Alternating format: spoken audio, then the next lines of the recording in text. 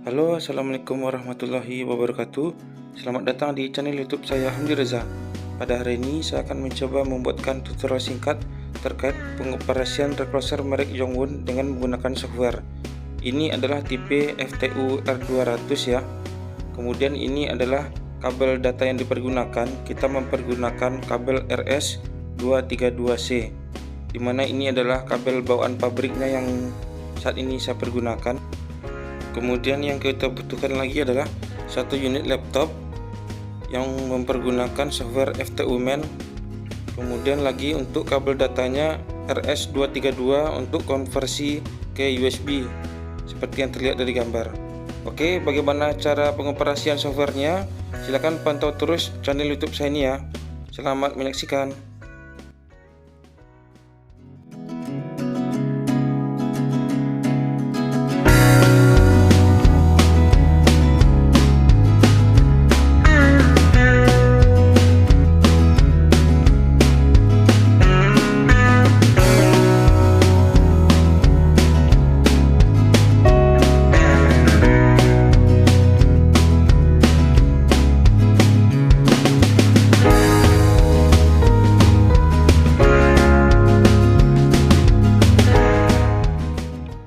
Oke, untuk tutorial hari ini kita mulai dengan membuka aplikasi FTU Man, dimana kita terlebih dahulu kita konekkan softwarenya dengan klik tombol connect.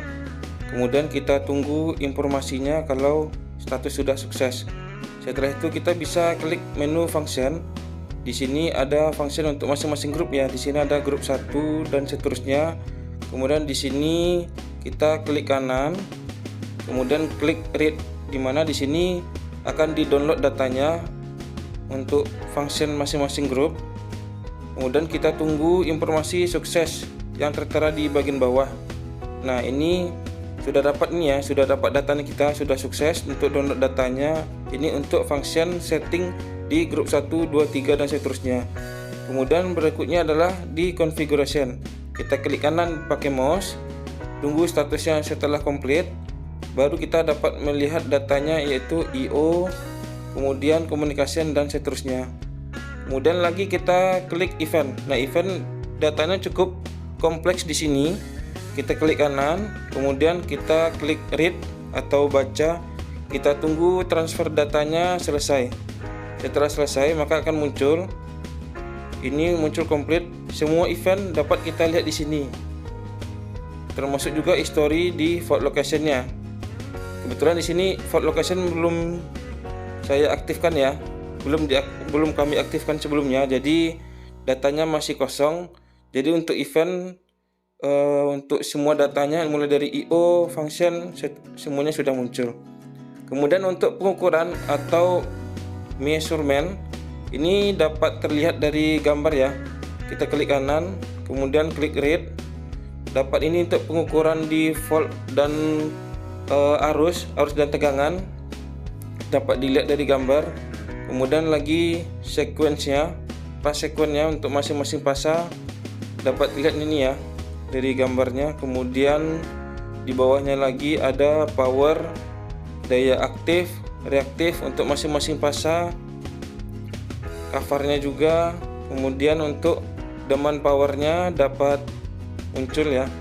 Ini beban real saat detik ini saya mengambil data. Kemudian ini adalah counter atau jumlah trip, entah itu perpasanya, gangguan perpasa, di sini muncul semua.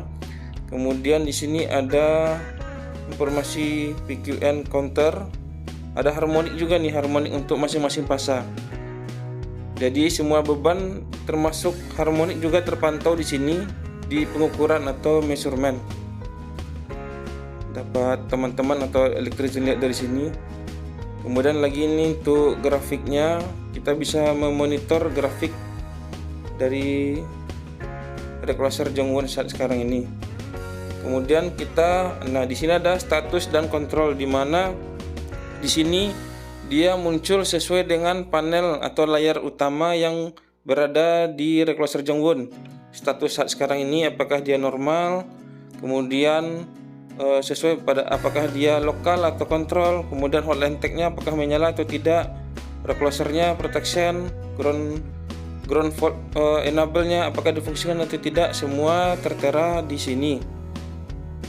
Jadi dia menampilkan kembali informasi yang muncul di depan panel recloser Jongwon. Kemudian berikutnya adalah waveform. Di sini dapat dilihat, kita klik kanan dulu, kemudian read. Di sini ada history faultnya, tanggalnya, kemudian lagi dapat dilihat dari gambar ya. Nanti kita bisa menganalisanya. Kemudian lagi ada custom kurva. Di sini ada kurvanya.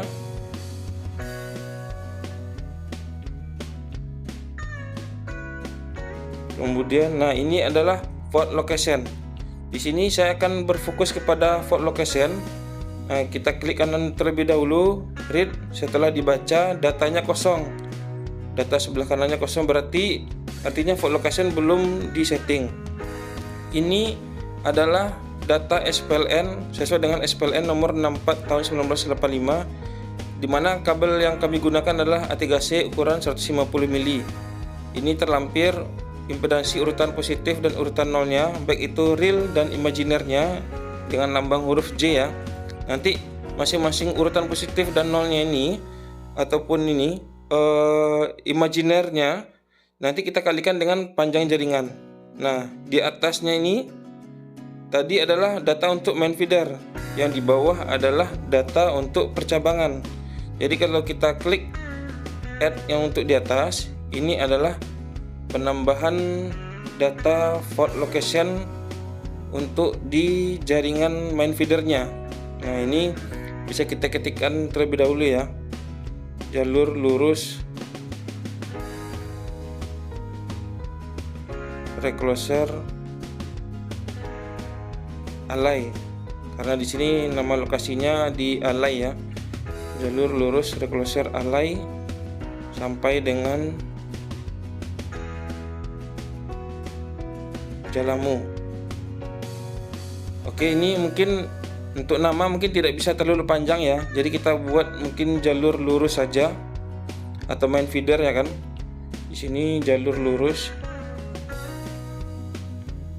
ya, tetap muncul hanya jalur lurus saja. Jadi di sini ya, memang dibatasi untuk karakternya, jumlah karakternya. Kemudian lagi kita settingkan nilai parameternya. Di situ ada R0 dan R1, di mana R0 adalah impedansi urutan 0, R1 adalah impedansi urutan positif.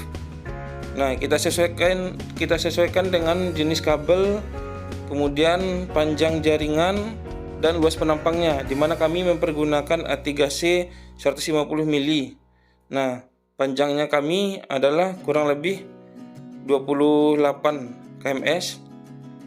Jadi kami tinggal mengalihkan panjang jaringan terhadap urutan positif, baik itu real dan imaginer. Kemudian impedansi urutan 0 juga untuk nilainya real dan imaginer.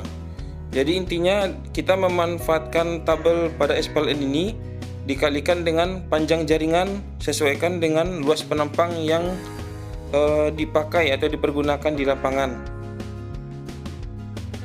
Untuk data impedansi ini dapat kita masukkan nanti sesuai dengan kebutuhan dan kondisi real di lapangan, dimana tadi di bagian atas itu adalah data yang dapat kita masukkan untuk penambahan data atau aset impedansi di main feedernya atau jalur lurus, jalur utama.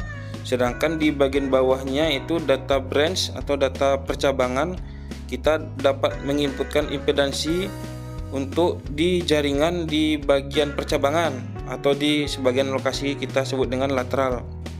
Nah, dengan settingan seperti Jongwon ini kita bisa menginputkan data lebih akurat lagi, karena kita di sini tidak hanya berfokus kepada impedansi di main feeder, tapi juga bisa dipergunakan impedansi yang terdapat di lateral ataupun percabangan. Ini adalah data yang kami inputkan untuk impedansi 0 gitu kan. Yang sebelah kiri adalah impedansi 0, di sebelah kanan adalah impedansi urutan positif. Jadi kita tinggal mengalihkan saja panjang jaringan disesuaikan dengan jenis kabel tadi sama luas penampang kabel ya. Jadi setelah dapat tadi tabelnya, kita tinggal mengalihkan diameternya tadi, data yang terteranya baik itu realnya sama imaginer dikalikan masing-masing dengan panjang jaringan. Baik itu yang urutan 0 akan masuk ke dalam nilai R0, sedangkan urutan positif akan masuk ke dalam nilai R1, sedangkan untuk imaginernya masuk ke X. Jadi X ini adalah bagian imaginer dan R adalah impedansinya. 1 ini adalah urutan positif, sedangkan 0 adalah urutan 0. Kita tinggal masukkan sesuaikan dengan mana yang main feeder atau jalur utama, masukkan di jalur utama, sedangkan di branch percabangan tinggal masukkan di bagian percabangan. Kita bisa ngeklik menu simpannya di posisi write di atas, tapi write ini adalah menyimpan secara keseluruhan. Nah, jadi kita misalnya kalau hanya melakukan perubahan di satu fitur saja, di default location contohnya, kita tinggal klik kanan di default location, kemudian klik write. Nah, di sini akan diminta password. Untuk password silahkan nanti teman-teman atau elektrisian atau petugas konfirmasi kepada unit masing-masing, kepada UP2D ataupun mungkin bagian yang berwenang terkait dengan recloser. Di sini saya tidak bisa menyebutkan passwordnya karena mungkin bisa jadi password di setiap unit berbeda-beda. Ini adalah penambahan untuk di branch, tapi di sini belum kami masukkan. Kemudian kami simpan, kami write, masukkan password. Setelah masukkan password, klik OK. Tunggu statusnya selesai atau sudah sukses. Oke ya, untuk proses writing sudah selesai dan untuk settingan fault location sudah aktif. Kedepannya mudah-mudahan jika terjadi gangguan, kita juga bisa memonitor jarak indikasi gangguan terhadap recloser. Oke, demikian untuk penggunaan software merek Jongwon pada hari ini, semoga bermanfaat. Sekian, terima kasih. Assalamualaikum warahmatullahi wabarakatuh.